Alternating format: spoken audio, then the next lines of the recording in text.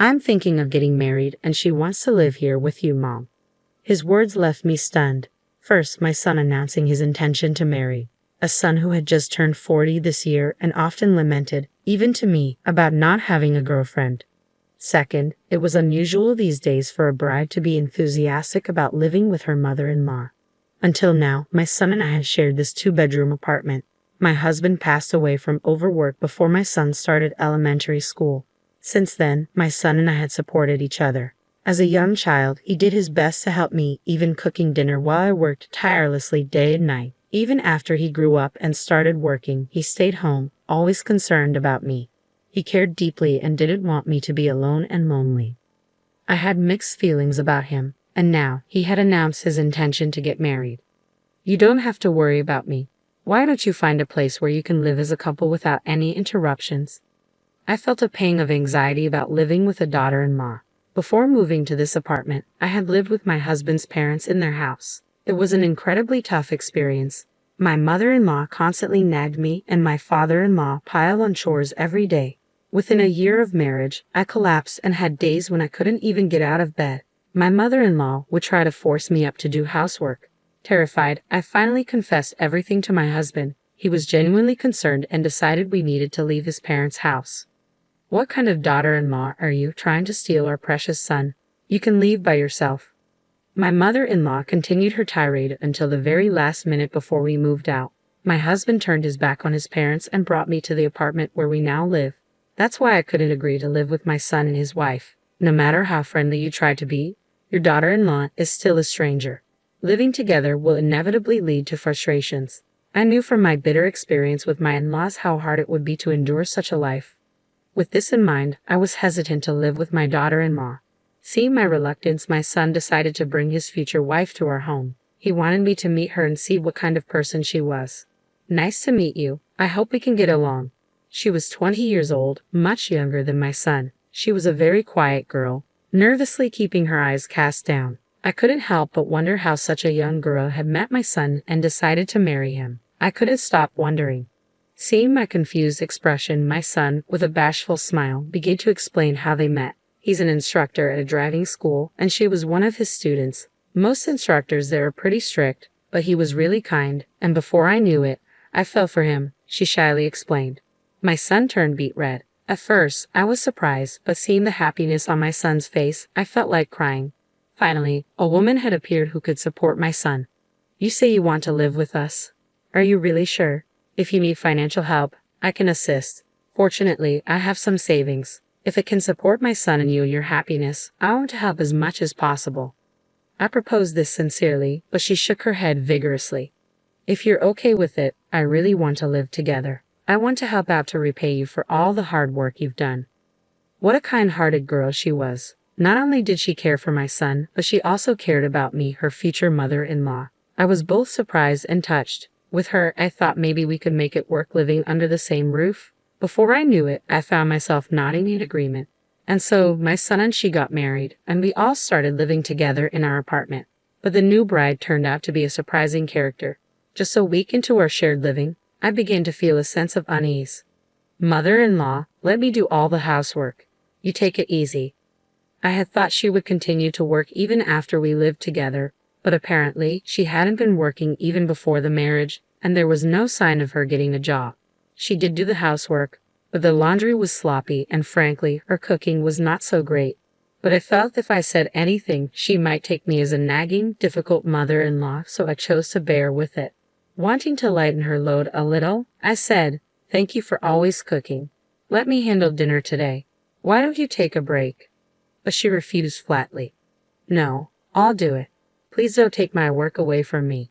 She stubbornly refused, and from the moment we decided to live together, I found myself unable to step into my own kitchen. Even when I tried to help with cleaning or vacuuming, she would snatch the tasks away with a slightly irritated look on her face.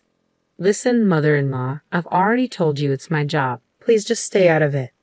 Her attitude had changed drastically from when we first met after the wedding, leaving me bewildered. With my son working tirelessly to provide for his wife and me, taking on a part-time night job alongside his full-time day job, he often came home late. This left her and me alone in the house for long periods. She complained about almost everything I did, causing me to retreat more into my bedroom. Whenever I emerged for something as simple as using the restroom, I find her casually lounging in the living room, watching TV. I felt increasingly uncomfortable in my own home, often sighing quietly to myself. But that wasn't all. At one point, my son said something that completely surprised me. "Mom, don't you think you're making her work a little too hard? It's not fair to make her do all the housework." "What?" I exclaimed in surprise, my voice involuntarily rising. My son looked at me with a grimace, as though I were the villain. Despite my insistence on doing nothing, she had been portraying herself as the victim and complaining to my son. "I'm not making her do anything. She said she would handle all the housework." "Well, she's your daughter-in-law. Clearly, she's trying to show respect to you. You should appreciate that more. It's not fair to her. She's so young." I was perplexed by my son's reasoning that her youth warranted sympathy, and truthfully, I was hurt that he wouldn't believe my perspective. Since then, I had to be constantly vigilant around her. However, she consistently misinterpreted my intentions, leaving me perpetually troubled and distressed. Still, I would occasionally try to reach out. "Thank you for everything you do. I'll take care of things around the house today. Why don't you go out and relax?" But her responses were always dismissive. "Are you suggesting I'm a burden when I'm home? I'll have dinner with my husband, so you should eat first, mother-in-law." Unbeknownst to my son, who often returned late from work, I found myself eating alone in my bedroom. The silence, without the comforting hum of the television, made me feel unbearably lonely. From the living room, I could hear her laughter echoing through the apartment as she enjoyed her TV show. I began to fear that I would always be seen as an intruder in this home. This situation persisted for nearly a year. One day, after finishing my meal in my room as usual, I reluctantly went to the kitchen to wash the dishes. Avoiding the living room, which had been completely redecorated to fit my daughter-in-law's taste, I hurriedly started washing the dishes. Suddenly, I noticed my daughter-in-law lying on the sofa, slowly getting up. "Excuse me, could you stop it already?" Her first words left me speechless. Confused, I turned to face her as she glared at me. "Don't pretend you don't know," she snapped. "Your late husband built this apartment, right? I found out while cleaning your room the other day. You must have significant savings from the rental income. Why are you letting my husband work while you sit around at home?" Indeed, this apartment, where 8 families, including ours, reside, was built by my late husband for our family's future. He was a successful businessman who made the brave decision to create a separate living space for us, away from his parents. Losing my mother early in life, and with my father happily settled with his second wife, my husband became my sole pillar of support. "Even if something happens to me, I won't let you struggle," he assured me. He constructed this apartment to ensure I could lead a stable life indefinitely. With tenants, it provides a steady income. Yet our son works because he desires independence. Now married, he strives to support his family independently. Unfortunately, it seems his wife misunderstands, blaming me for any struggles he faces because of my presence. The words of my daughter-in-law persisted. Eventually, mothers who can't let go of their children become completely dependent on them financially, right? Frankly, it's annoying. An unemployed person living on a pension like you is holding us back. If you really care about your son, please leave this apartment. I couldn't comprehend what my daughter-in-law was saying at all. After all, wasn't it her idea for us to live together?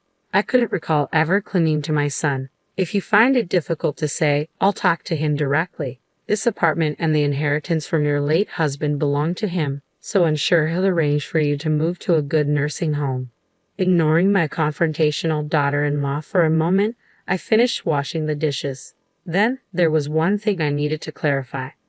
"Listen, you seem to be mistaken about something, but the landlord of this place is not my son." "Ha!" Her voice carried a hint of confusion, prompting me to sigh inwardly as I continued.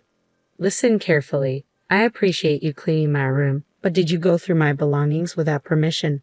The property deed for the apartment was tucked away in the back of the drawer. My daughter-in-law's shoulders trembled. Regardless of family ties, rifling through someone's possessions is a serious breach of privacy.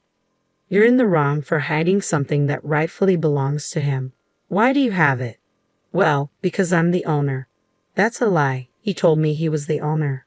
To silence my daughter-in-law, I showed her the apartment deed. Look, my name is on it. It's not his. She was left speechless. At that moment, my son returned home, sensing the tension in the air and looking concerned. His wife, visibly agitated, thrust the apartment deed at him. "Hey, weren't you claiming you're the owner of this apartment? Explain this." Caught off guard by his wife's anger, my son finally looked guilty. He replied, "I'm sorry. I just wanted to impress you a little. I wanted to hear you say, 'Wow.'" It appeared he'd told a small lie in hopes of earning praise from his wife. In reality, the apartment would indeed be his once I passed away, so he wasn't entirely wrong.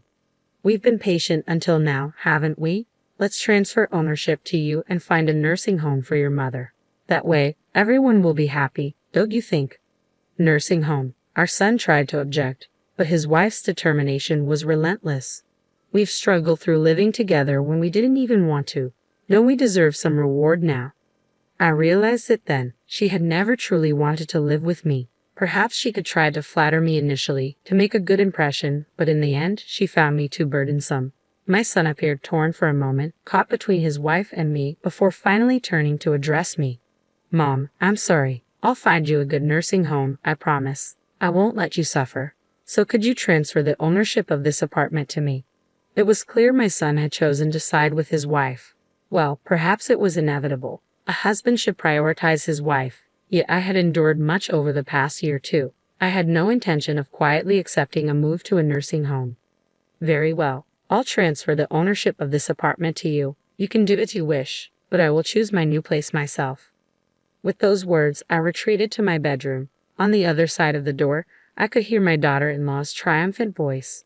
"We did it. Now we'll finally be owners of this apartment." My son's voice echoed her excitement. I felt the foundation of the hard work I had shared with my son crumble like a house of cards, but I couldn't afford to be disheartened. I began to plan my next steps. Several days later, true to my word, I transferred ownership of the apartment to my son and swiftly made arrangements to move out. I kept my new residence a secret. "Mom, thank you so much. I'll make you proud from now on." "Thank you, Mom. We're going to build a happy life together." My son and his wife waved me off cheerfully as I bid them farewell with a forced smile. I settled into a condominium with nursing care services, fulfilling a dream my late husband and I had cherished, a home with views of both mountains and sea. The spacious, serene environment, free from the creaking floors of the old apartment, seemed to bring peace to my soul. Suddenly, my mobile phone rang. It was my son. His voice, filled with anger, reached my ears as I answered. "Mom, what's going on? The apartment has a severe termite infestation. They're saying it needs to be completely rebuilt." Just as I suspected, a few months before I moved out, termites had been discovered during a building inspection. The aging structure had prompted me to consider rebuilding, but with my son's busy schedule and no opportunity to discuss it, I had handled it myself. I had informed the other tenants ahead of time, and they had agreed to relocate without issue. Despite the mass exodus, my son and daughter-in-law seemed unaware of the urgency of the situation. "The apartment is yours now, isn't it? Whether you rebuild it or demolish it, it's up to you." "What? Both options are incredibly expensive. I can't afford it. Can't you contribute a little?" "Absolutely not. This discussion is closed." Truthfully, I had a substantial sum of money, savings from investing my late husband's inheritance, totaling $1 million. Originally intended for my son's future, my feelings had shifted. That's why I could use it openly as a down payment for this condominium. My daughter-in-law interjected on the phone. "Why hasn't your son inherited a single cent from his father's estate? This isn't fair. That's not what we agreed on. Before my husband passed away, he left me a will bequeathing all his property to me. He had been concerned about his parents' greed and their potential influence over our son, his grandson. Thankfully, I had severed all ties with my in-laws after we parted ways. Afterward, my son spent all his savings on demolishing the apartment.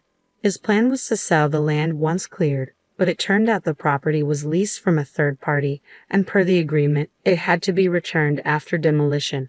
With his hopes of profiting dashed, the couple found themselves financially destitute. To maintain her preferred lifestyle, my son's wife refused to compromise, leading him to work tirelessly day and night. I changed my phone number to avoid their calls, yet somehow they discovered my address, sending me letters every month.